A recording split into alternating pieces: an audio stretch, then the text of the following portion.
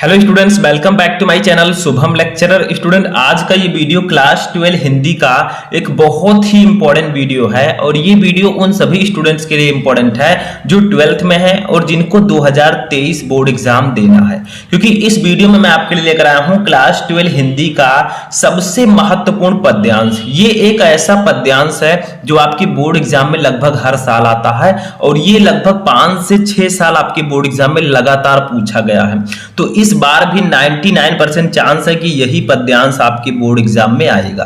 देखिए, बहुत सारे स्टूडेंट कमेंट कर रहे थे कि सर आप पद्यांश पर वीडियो बनाइए जो इंपॉर्टेंट पद्यांश है, और ये भी बताइए कि बोर्ड परीक्षा में हमें पद्यांश कैसे सॉल्व करना है। ठीक है, तो आज के इस वीडियो में मैं आपके लिए एक बहुत ही महत्वपूर्ण पद्यांश लेकर आया हूं और मैं आपको ये भी बताऊंगा कि आपको कैसे सॉल्व करना है पद्यांश को। ठीक है, तो वीडियो को आपको शुरू से लेकर लास्ट तक देखना है। देखिए, पद्यांश सभी लोग सॉल्व करते हैं, लेकिन सही तरीका क्या है सॉल्व करने का वो मैं बताऊंगा। अगर आप इस तरह से सॉल्व करेंगे 10 में 10 नंबर आपको मिलेगा, एक भी नंबर आपका नहीं कटेगा। ठीक है, तो वीडियो को शुरू से लेकर लास्ट तक देखिएगा, क्योंकि बार बार ऐसा वीडियो मैं लाता नहीं हूं। और चैनल को भी सब्सक्राइब कर लीजिएगा, क्योंकि अगर आपके पास नोटिफिकेशन नहीं जाएगा तो आप पढ़ाई नहीं कर पाएंगे। ठीक है, तो चलिए स्टार्ट करते हैं कैसे आएगा। देखिए, पहले पद्यांश को पढ़ लेते हैं। ठीक है, उसका अर्थ समझ लेते हैं, क्योंकि ये पद्यांश है। ठीक है, हिंदी पद्य से लिया गया है। देखिए क्या है, लज्जाशील पथिक महिला जो कहीं दृष्टि आई, होने देना विकृत वसना तो ना तू सुंदरी को, जो थोड़ी भी श्रमित हो वह गोद ले श्रांति खोना, होठों की और कमल मुख की म्लानताएं मिटाना। ठीक है,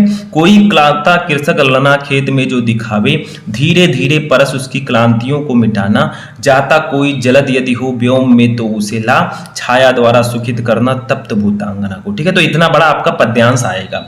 अब आपसे कहा जाएगा, इसके नीचे 5 क्वेश्चन दिए रहेंगे। देखिए 1 2 3 4 5। अब इन पांचों का आंसर आपको देना होगा। एक क्वेश्चन के लिए 2 नंबर, 5 क्वेश्चन के लिए 10 नंबर आपको दिया जाएगा। लेकिन सबसे पहले इसको पढ़ते हैं, तभी तो काम हो पाएगा। देखिए क्या है, पहले समझिए। देखिए, ये पवन दूतिका चैप्टर से लिया गया है और जो राधा जी हैं वो पवन से कहती हैं, क्या कहती हैं, लज्जाशील पथिक महिला जो कहीं दृष्टि आवे, यानी कि अगर कहीं रास्ते में कोई लज्जाशील महिला आपको दिखती है। ठीक है, लज्जाशील का मतलब जो शर्माती ज्यादा, लज्जा जिसको ज्यादा है। ठीक है, वो कहीं महिला अगर आपको दिखती है, होने देना विकृत वसना तो ना तो सुंदरी को, तो आप उसके वस्त्रों को, ठीक है, इतनी तेजी से आप मत बहना कि उसके वस्त्र जो हैं वो अस्त व्यस्त हो जाएं, यानी कि उसके वस्त्र जो हैं बिखर जाएं। ठीक है, इनका मतलब ये है, ये पवन से कह रही हैं। पवन का मतलब क्या, वायु से, हवा से। ठीक है, तो राधा जी हवा से कह रही हैं, पवन से कह रही हैं कि अगर कोई रास्ते में लज्जाशील पथिक महिला, यानी कि अगर कोई लज्जाशील महिला आपको दिखाई देती है तो इतनी तेजी से मत बहना कि उसके वस्त्र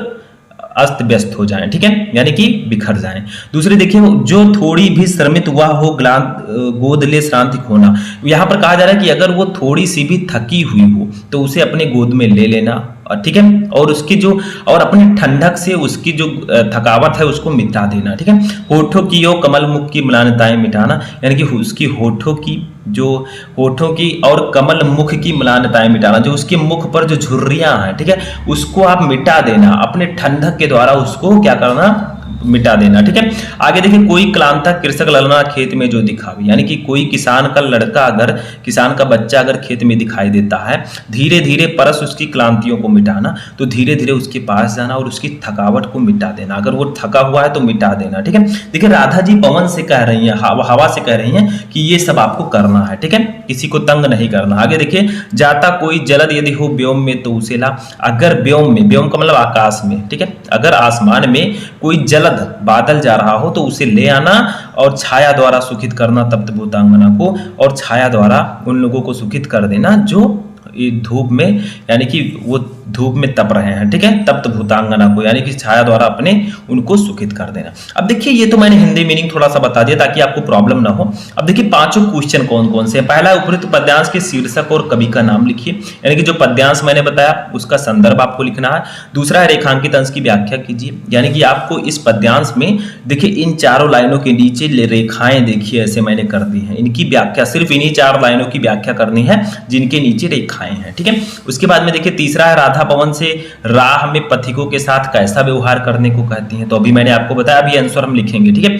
चौथा है राधा ने पवन दूतिका को पथिक कृषक स्त्री के ऊपर किसके द्वारा छाया करने को कहा है? तो बादल के द्वारा, ठीक है। अभी मैं आंसर बताऊंगा। पांचवा है कृषक ललना शब्द में कौन सा समास होगा?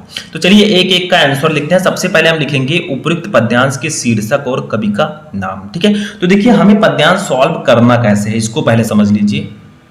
तो देखिए जब भी आप पद्यांश को सॉल्व करेंगे, क्योंकि आपके बोर्ड एग्जाम में 2 पद्यांश रहेगा, आपको एक ही करना होगा, तो आप क्या कीजिए, सबसे पहले उसका जो फर्स्ट लाइन है, जैसे यहां पर है लज्जाशील, ठीक है, ये फर्स्ट लाइन है, तो इसको ऐसे करके फिर डॉट डॉट करके आपको प्रश्नोत्तर संख्या पहले डालना है। मैं प्रश्नोत्तर संख्या नहीं डालूंगा, वो आपको ही डालना है। और जो लास्ट लाइन है इसका, देखिए यहां पर भूतांगना को, ठीक है, तो इसको हम यहां पर लिख देंगे भूतांगना को, भूतांगना को, ठीक है। अब आप लोग कहेंगे सर ये क्यों आपने लिखा? देखिए इससे एग्जामिनर को पता चल जाएगा कि हाँ आपने इसी पद्यांश को किया है, ठीक है, क्योंकि उसमें क्वेश्चन नहीं लिखना होता, आपको डायरेक्टली आंसर लिखना होगा, ठीक है। अब आपको इसके बाद में हेडिंग डालना है फर्स्ट, यानी कि संदर्भ। संदर्भ हम क्यों डाल रहे हैं? देखिए संदर्भ भी आप डाल सकते हैं और पाठ का नाम और कवि का नाम डायरेक्टली भी लिख सकते हैं, लेकिन हम संदर्भ डालकर लिखेंगे तो आपको पूरा नंबर मिल जाएगा आसानी से, क्योंकि संदर्भ में पाठ का नाम और लेखक का नाम दोनों आ जाता है। तो अब हम 2 नंबर क्लियर करने की ओर चल रहे हैं, ठीक है। देखिए यहां पर कैसे लिखेंगे इसका संदर्भ, ठीक है। देखिए हम लिखेंगे प्रस्तुत पद्यांश, प्रस्तुत पद्यांश। देखिए संदर्भ में कवि का नाम और पाठ का नाम दोनों आना चाहिए, ठीक है। तो प्रस्तुत पद्यांश महाकवि, महाकवि, ठीक है। अब महाकवि कौन है? जो कवि हैं हमारे, वो कौन है? अयोध्या सिंह उपाध्याय हरिओद। इसको ब्लैक पेन से लिखेंगे, अयोध्या सिंह उपाध्याय हरिओद, ठीक है, हरिओद। और एक चीज आपको और ध्यान रखना है, जो ये मैं लाल, पीला, हरा, ये सब जो पेन यूज कर रहा हूं आपको बिल्कुल नहीं करना है, आपको ब्लैक एंड ब्लू पेन का यूज करना है, नहीं तो नंबर कट जाएगा, ठीक है। हरिओद द्वारा रचित। अब देखिए ये प्रिय प्रवास से लिया गया है, जो अयोध्या सिंह उपाध्याय हरिओद जी का प्रिय प्रवास है, ठीक है, प्रिय प्रवास, ठीक है, ये उसी से लिया गया है, लेकिन चैप्टर का नाम दूसरा है। देखिए प्रिय प्रवास से हमारी पाठ्यपुस्तक से हमारी पाठ्य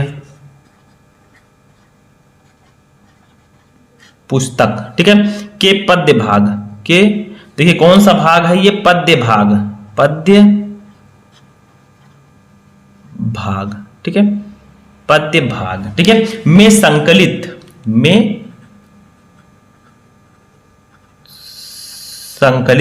अब आपको लिखना है पाठ का नाम। पाठ का नाम क्या है? पवन दूतिका, शीर्षक का नाम, ठीक है, पवन दूतिका शीर्षक से अवतरित है, ठीक है, शीर्षक काव्यांश से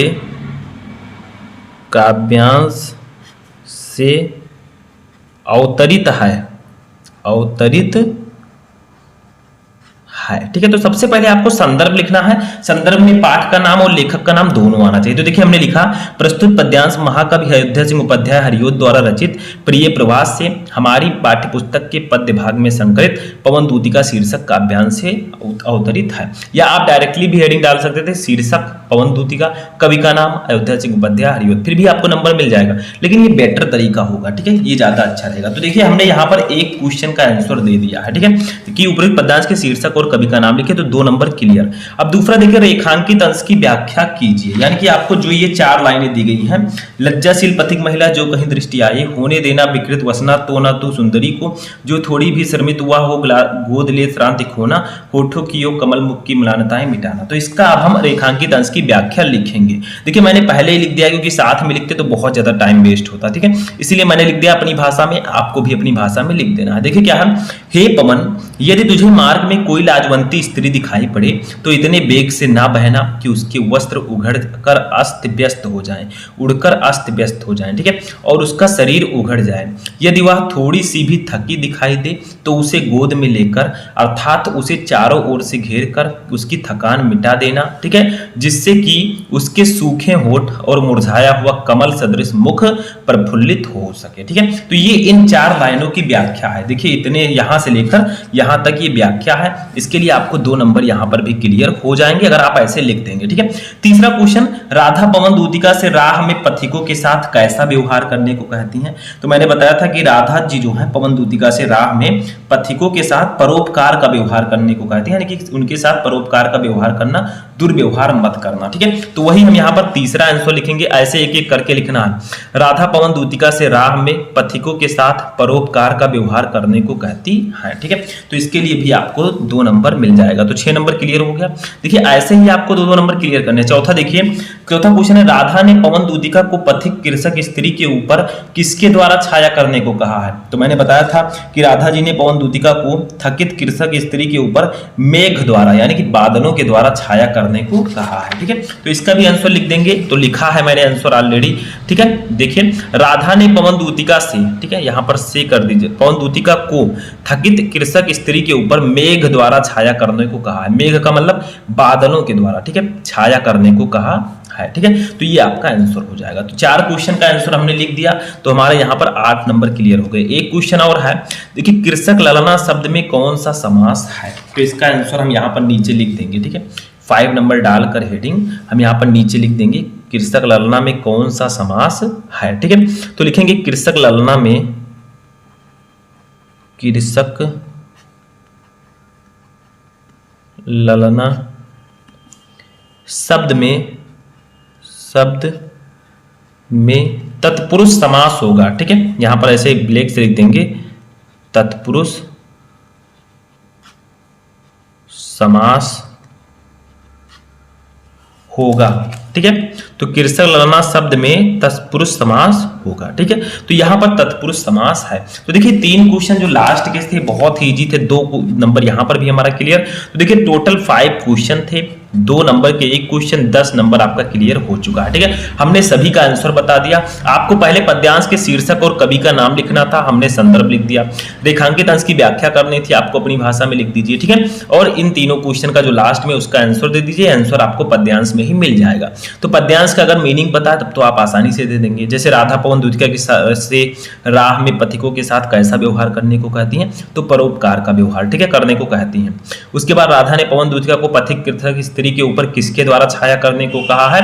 तो राधा ने पवन दूतिका को पथिक कृषक स्त्री के ऊपर मेघों द्वारा यानी कि बादलों के द्वारा छाया करने को कहा है। 5वां है कृषक ललना शब्द में कौन सा समास होगा। तो कृषक ललना शब्द में तत्पुरुष समास होगा, दैट्स राइट, ठीक है। तो यहां पर हमने सीखा कि क्लास 12 हिंदी के जो पद्यांश होते हैं उसको कैसे सॉल्व करते हैं, ठीक है। अगर आप सेम टू सेम ऐसे लिखेंगे आपको पूरा नंबर दे दिया जाएगा। क्वेश्चन आपको बिल्कुल भी नहीं उतारना है, प्रश्नोत्तर संख्या डालकर एक एक क्वेश्चन का आंसर दे देना है, ठीक है। तो आई होप कि आपको समझ में आ चुका होगा कि 12th हिंदी के पद्यांश को कैसे सॉल्व करते हैं। समझ में आ गया हो तो इस वीडियो को ज्यादा से ज्यादा लाइक करें, बड़े दोस्तों के साथ शेयर करें और चैनल पर नए चैनल को भी सब्सक्राइब कर लें। तो चलिए मिलते हैं किसी नेक्स्ट इंपॉर्टेंट वीडियो में, तब तक के लिए आप लोग अपनी तैयारी करते रहें।